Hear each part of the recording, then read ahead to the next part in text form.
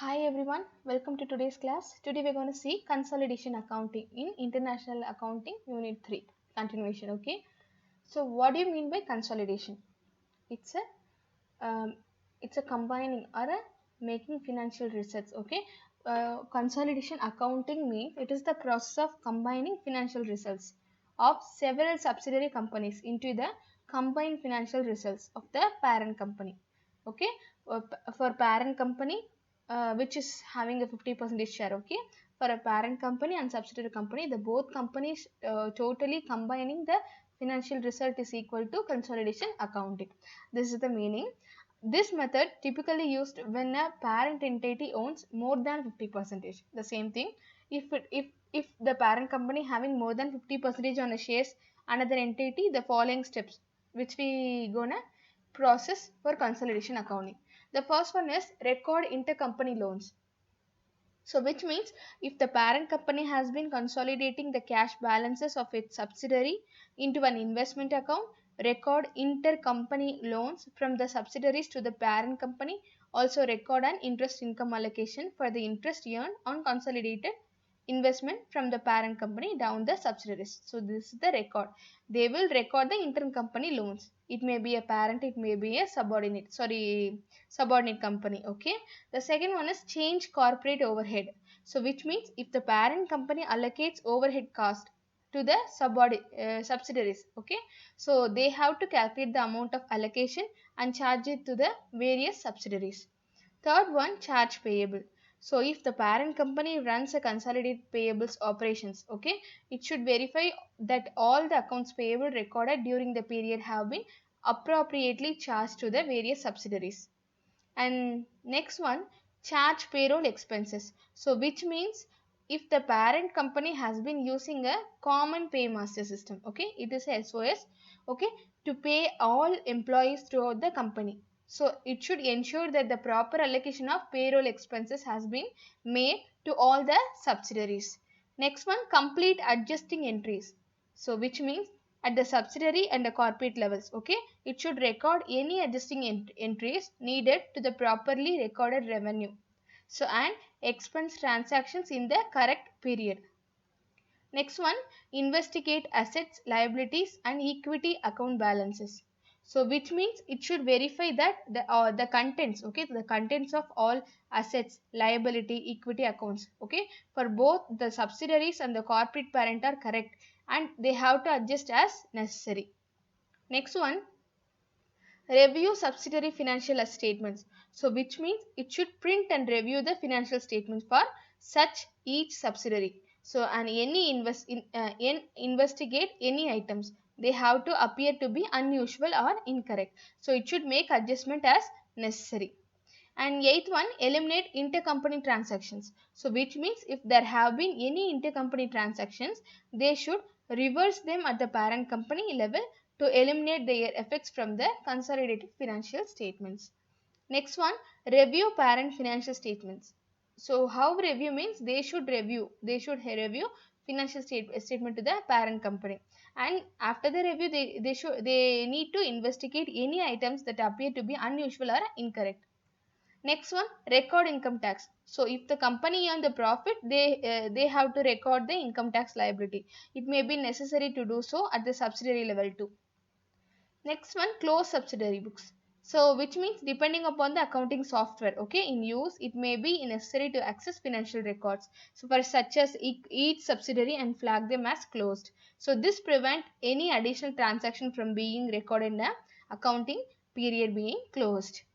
The next one, close parent company books. So which means it is a flag that parent company accounting period as closed. So that no additional transaction can be reported to the accounting period which is being closed. Okay.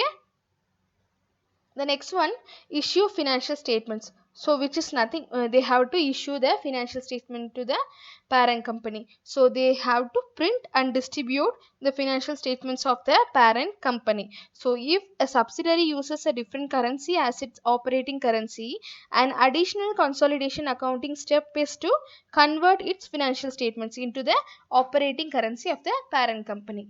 So by this they have given considerable number of steps. So it is useful to convert them into a detailed procedure which in the accounting department should follow religiously is the part of closing processes. Okay. The next which we are going to see is foreign currency translations. So before that we have to know what is foreign currency translation. Okay, so if your a business entity operates in other countries, okay, you will be using a different countries in your business operations. So however, when it comes to accounting, your financial statements have been recorded in a single currency. So this is why you need to perform foreign currency translations. For example, if your company has its headquarters in a US, okay, but has operation in a UK, you must translate the British pound into a US dollars. So a part of their financial record keeping foreign currency translation is the process of estimating the amount of money in one currency, okay, in the denomination of another currency.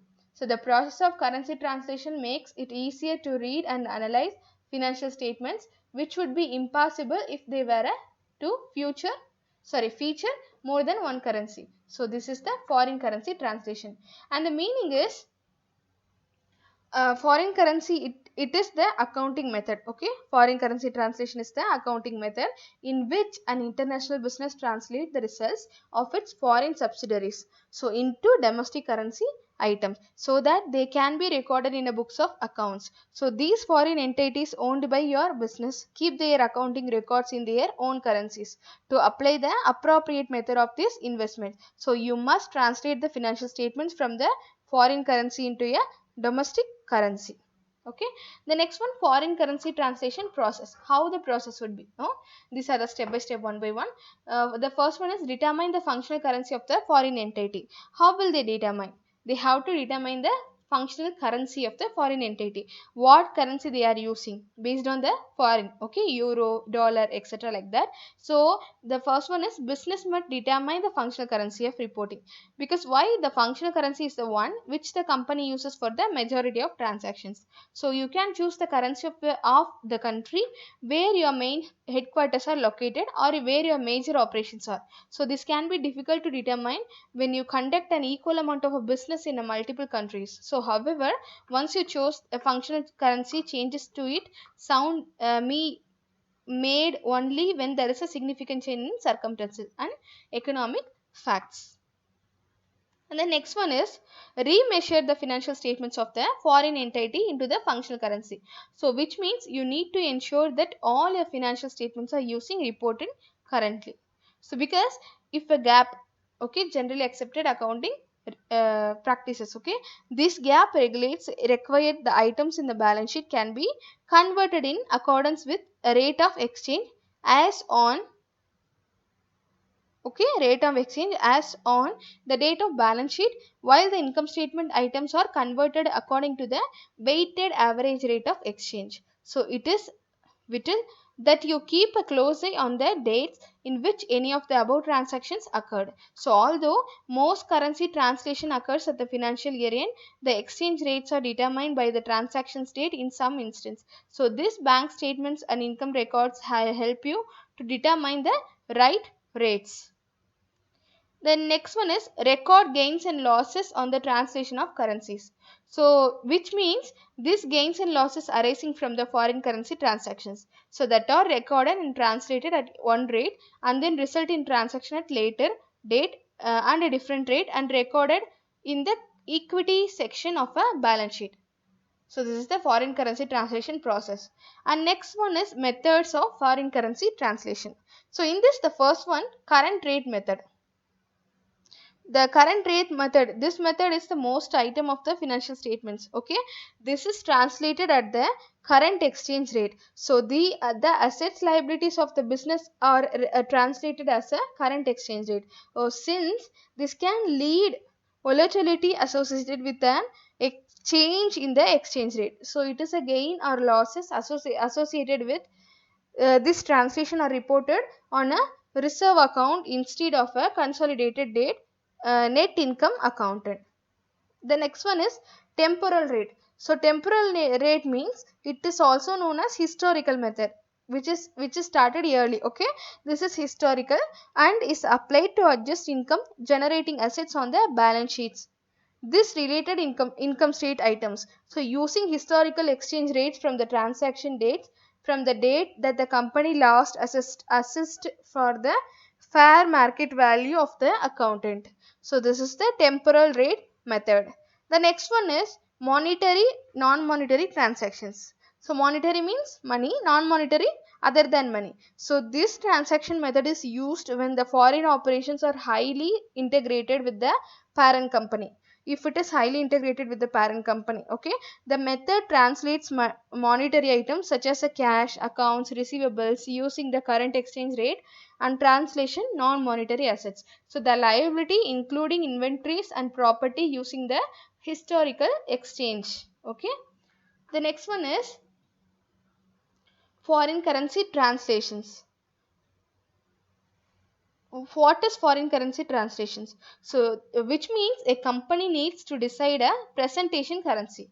So presentation at present, they need to find at present currency. So this is the currency that is a functionally, means logically based on the economic environment in which this company is operating. Okay.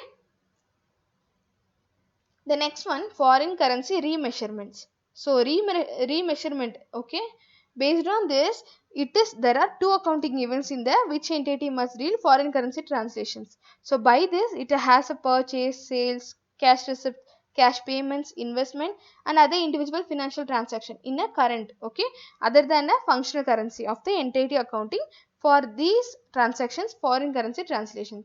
So this conversion of a financial statements, okay, it's conversion of a foreign currency. This subsidiary or a branch upon a consolidation in the consolidated financial statements. This currency dominated, okay, this foreign currency dominated transactions must be recorded initially as per the exchange rate applicable on the transaction date. So therefore, thereafter, at every balance sheet date when this foreign currency denominated transaction is not settled yet, so the translation of the balance sheet amount must be adjusted to the new balance sheet date, fixed rate, okay, foreign exchange rate. Though so the translation differences resulting in from foreign exchange remeasurement are recorded in profit and loss accounts. Then next we're gonna see in equity. So equity we already known the shares, okay, shareholders equity. So these are the equity.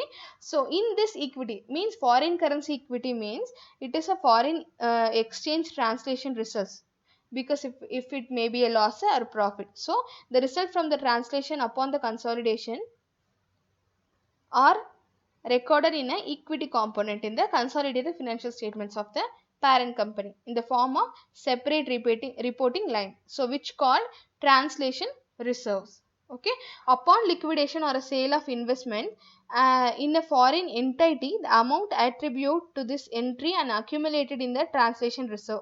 So this component of equity is reclassified to retained earnings, so other reserves in the equity section. In addition, it is considerable as a part of profit and loss liquidation sale of the investment in the foreign currency. So this translation adjustment should be included in a income statement before being realized. So however, if reassessment from the recording currency to the functional currency is requisite before translation, so the profit or loss is replicated in the income statement foreign currency translations. And the next one is other moment schedules. So which include moment schedules for non-current financial components in the consolidated financial positions. So upon translation and consolidation, the subsidiaries with functional currency is different from consolidation currency. So such as such movement schedules also show a separate reporting is called translation differences. Okay, this also this was a schedule shows a separate, okay, separate reporting. This is called translation difference.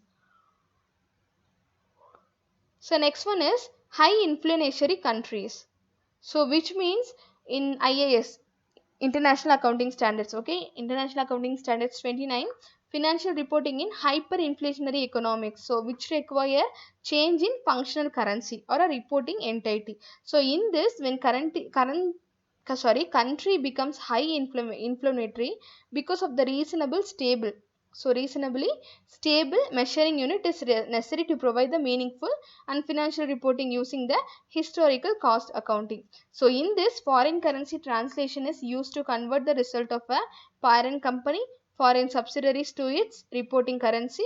This is the key part of the financial statements consolidation process. The steps in the translation process as follows.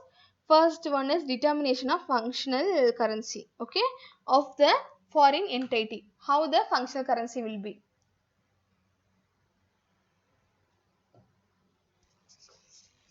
So they need to determine the functional currency, functional currency of foreign entity. So how the functional currency means the financial results and the financial position of a company should be measured using its functional currency. So which is the currency that the company uses in the majority, okay, majority of the business transactions. So if a foreign business entity operates primarily within a one country, okay, is not dependent upon the parent company, its functional currency is a currency of a country which its operator is located.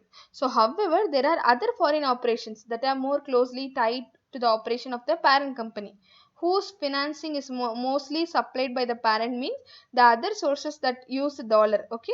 In this latter case, the functional currency of the foreign operation is probably the dollar. So these two examples, the anchor ends in the continuum on which you will find foreign operations. So mainly this functional currency may be difficult to determine if a business conducts an equal amount of a business in different countries. So the functional currency in which a business reports its financial reports should rarely change. So a shift to the different functional currency should be used only when there is a significant change in economic facts and circumstances. The next one is example of functional currency, okay. In this, it has a subsidiary in Australia. It is the example. So which manufacture its own body, okay, for a local consumptions, accumulates cash reserves, okay, and borrows the funds locally. So this subsidiary rarely remits funds back to the parent company. In this case, the functional currency should be Russian ruble. The next one is translation of financial statements. So what are the translation which we're going to see is when translating the financial statement of an entity to the consolidation purposes into the reporting currency of a business. So this should translate the financial statements using the following rules. The first one, asset and liabilities. So which used to translate using the current exchange rate, current rupees to dollar or a dollar to rupees, like that, okay. At the balance sheet date, or a date for the asset and liabilities. For income statements, they need to translate the revenues and expenses. The income statement is mainly revenue and expenses, which is gains and losses, okay. This is the exchange rate. Based on this, they will make a exchange rate and items were originally recognized. Then allocation means it translates all expenses and revenue allocation using the exchange rates in different when those allocations are recorded, okay. For example, these allocation or depreciation, amortization, deferred revenue. So same translation of financial statement, we have three subheadings, okay. Please leave the slide now. So the first another fourth one is different balance sheets. So how the balance sheet will be different? If a foreign entity being consolidated has been different, the balance sheet will be in a different, because it's a foreign entity balance sheet. The profit elimination too, if there are intra entity profits eliminated, means it should apply on the exchange rate too. So the dates when the underlying transaction took place.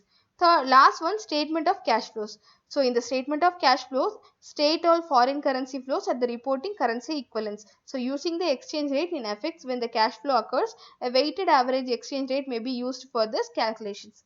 So if there are translation adjustment resulting from the implementation of these rules, records, adjustment in the shareholders equity sections of the parent company, if the process is converting the financial statement of a foreign entity into the reporting currency of a parent company. So this results in a translation adjustment. This report related profit and loss in other comprehensive incomes.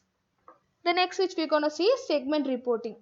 So before that, we have to know what is segment. Okay, say what is segment. So segment is a some individual part in the whole thing.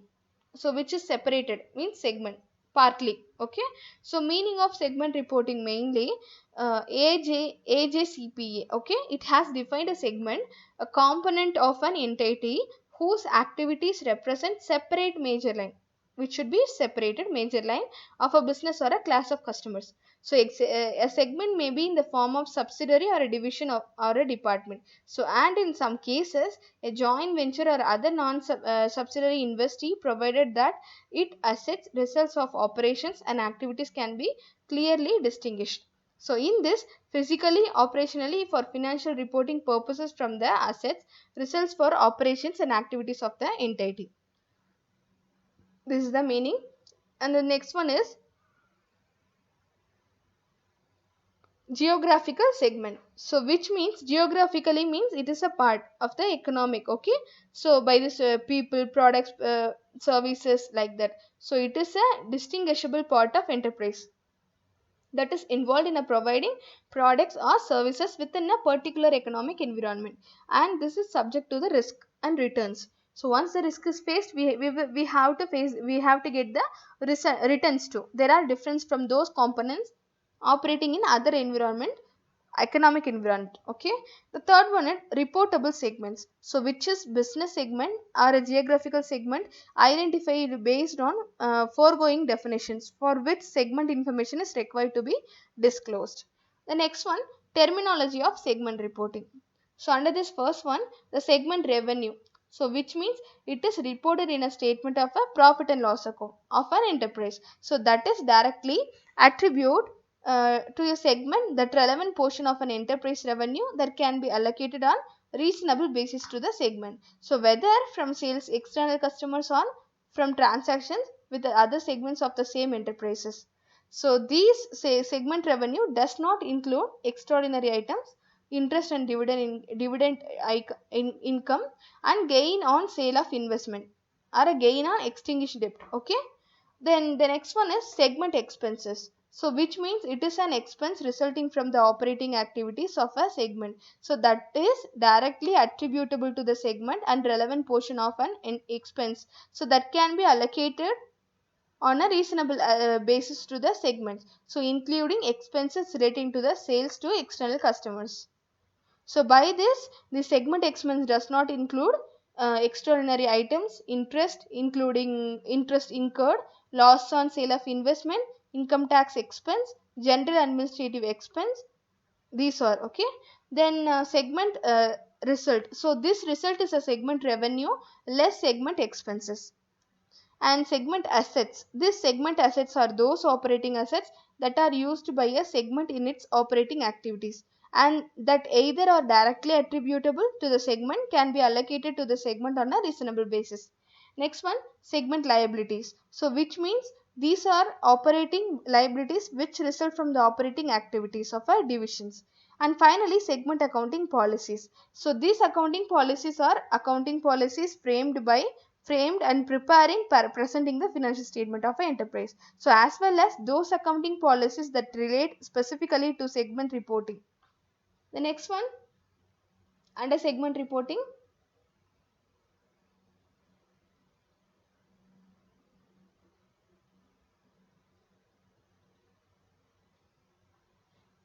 Okay, segment reporting policies. So how the segment reporting policies will be. Accounting policies we already finished. The need for segment reporting, and this diversified companies present a unique type of a problem of our investment decisions, so which making the performance of diversified company can be judged from the performance of all several segments. So the success of diversified company depends on success of all segments. That is why segment disclosure is in a company's annual reports and are more useful to investors and other user groups. So the Institute of Chartered Accountants of India has emphasized on segment reporting reasons. So the many ways of financial statement is users financial share statements, and user can be assess the risk and returns of the enterprise. Users can make a more informed judgment for the enterprise judgment, and users can benefit from an enhanced degree of comparability with other enterprises. Okay, the next one is disclosure and user groups of segment reporting who are discouraged. Okay, investor segment reporting provides investors information about the profitability risk, so and growth of various segments of enterprise operations. So these investors will be better positioned to access accurately the firm's future earnings. Then next one is employees. So employees means employee and trade unions are also interested in a performance and prospects. The next one is management. Though this segment reporting is also helpful to the management while taking various important managerial decisions. So these management while taking a policy decisions may need for information or a segment performance. So this lack of information on segment performance may lead to misunderstanding between the management and workers. Then fourth one, government agencies. So these agencies at a national or international level, in the case of multinational companies, are being more concerned by the activities of a large companies, and the balance of payment or a segment disclosure by the geographical location seem likely to promote a better understanding of corporate strategy, okay, and its important impact. And finally, consumers. So the interest of consumers or general public may also be promoted by segment disclosures. So in the sense that a social responsibility in terms of the removal of a price discrimination, so could be encouraged by segment disclosures regarding profits. Segment reporting is the reporting of operating segments of the company in the disclosure accompanying its financial statements. So this segment reporting is required for publicly held entities and is not required for privately held ones. So the segment reporting is intended to give information to investors and creditors regarding the financial results and the position of the most important operating units of the company, so which they can use as basis for decisions related to the company. So which is mainly aggregate the results of two or more segments if they have a similar products. So the report of a segment, if it is has a 10% of revenue, 10% of a profit or loss, 10% of a combined assets of the entity. So if the total revenue segments have been selected under the criteria, it should comprise less than 75% entity of total revenue. So you can add more segments beyond the minimum just noted. So but consider the reduction of the total exceeds the 10 segments. So this is the main thing. And after that, segment reporting information. So how the information will be. So the factors used to identify reportable segments and the types of products and services sold by each segments, and the basis organization, revenues, interest expense, depreciation, amortization, marital expenses, expense items, material expense item, equity method, income tax expenses, other material non-cash items, profit or loss accounts. The next which we're going to see is disclosure and reconciliations of IFRS 8. Okay, IFRS 10 is a consolidation accounting. So IFRS 8 is disclosure and reconciliations for IFRS 8. So the main disclosures is the IFRS 8. Okay, it states that an entity shall disclose information so that the users of the financial statements can evaluate the nature and financial effects of the business activities in which it engages the economic environment which it operates. So under this, the information to disclosures profit and loss account, asset and liabilities. So first, profit and loss account based on it should measure profit and loss for each reported segments. So the reportable segments are revenue for external customers, revenue from transactions with other operating segments of the same entity, and interest revenue, interest expenses, depreciation, material items, and the entity interest in the profit and loss associate, income tax expenses, material non-cash items other than depreciation. Okay, and the next one is assets and liabilities. So which means a measure of total assets liabilities for each reportable segments. So if such an amount is reported regularly to the chief operating decision maker. So the amount of investment in associates and joint ventures are accounted for by equity method. So the amounts of additions to the non-current assets except financial instruments. So it is deferred tax assets, post employment benefits. So then the final one, the factors used to identify reportable segments. So on the basis of the company's organization, whether by a products or a service or region, and the types of the products and service provided by the reportable segments must be disclosed. And then 6 minimum disclosure. So 6 minimum means at a minimum of entity must disclose. Okay, the what are the 6 is the basis of accounting for any transaction between reportable segments.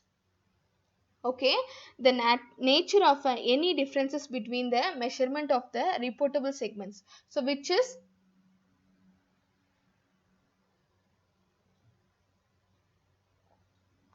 profit or loss before tax and the entity profit and loss. Okay, then the next one is the nature of any differences between the measurement of the reportable segments, so which is assets and assets of the entity. And the next one, the nature of any changes. Okay, any changes from the prior periods in the measurement methods used to determine segment profit and loss accounts. So and then next is the nature of asymmetrical allocations to reportable segments. So for example, a reportable segments may be charged the depreciation expenses for an assets without allocating the depreciable assets to the segments. And the next one is reconciliation.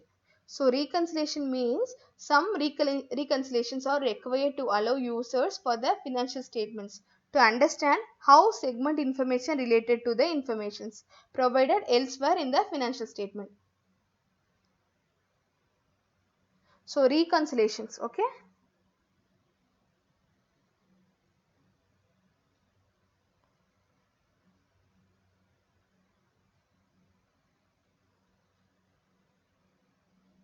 So reconciliation mainly known as,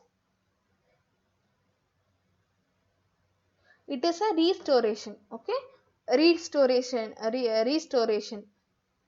So mainly this is the process of ensuring that two set of records, usually the balances of two accounts, so are in the agreement. So this reconciliation is used to ensure that the money is leaving an account matches to the actual money spent.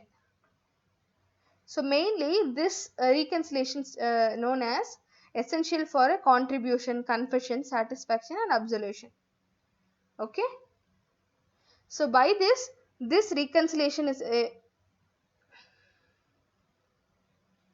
mainly which are required to allow users of the financial statements, okay, to understand how the segment information related to the information provided elsewhere in the financial statements. And next one, so IFRS 8 required the following reconciliation. How it required, okay, the one by one I'm going to tell. The first one, the total of segment revenues to the entity revenue, the total of reported segment profit and loss account to the entity profit account. Next, the total of reportable segments assets to the entity assets. Then, the total of liabilities of the reportable segments to the entity's liability. So, which is having only if segment liabilities are reported. And the total of the reported segments amount for every other material item of information disclosed to the corresponding amount for the entity. So, if there is any big material items in the financial statements, okay, it should reconcile them to the entity's amount. So, reconcile means renew. Okay, ma? Okay. So, by this, under this an operating segment, okay, this operating segment engage in public business activities from which it may earn a revenue. So this has the financial information available and whose results are regularly reviewed by the entity's chief operating decisions maker for performance assessment, so and the resources allocation decisions. So follow these rules to determine which the segments need to be recorded. So rules already I have told. So by this class is over. We will meet on in next class which and next topic. Thank you all.